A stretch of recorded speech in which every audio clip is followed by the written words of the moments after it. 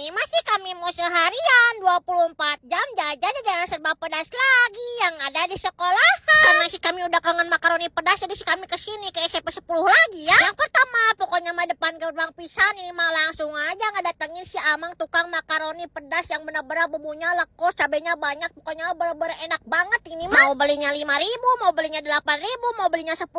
Tak ini si kami porsinya 10.000.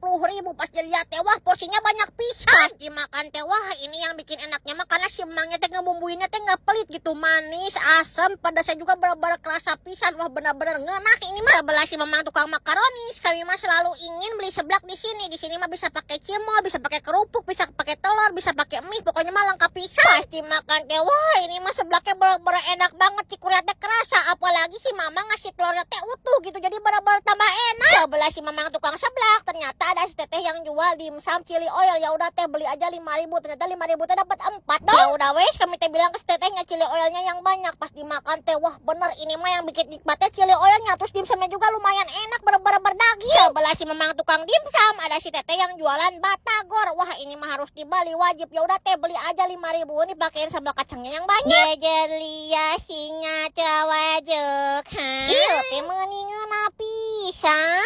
Urusan minumannya masih kami beli es kelapa ini yang tanpa gula. Wah ternyata enak ya, es kelapa nggak dipakein gula, ternyata tambah seger rasanya teh. Lanjut part 2 atau jajan-jajanan pedas di mana lagi ya?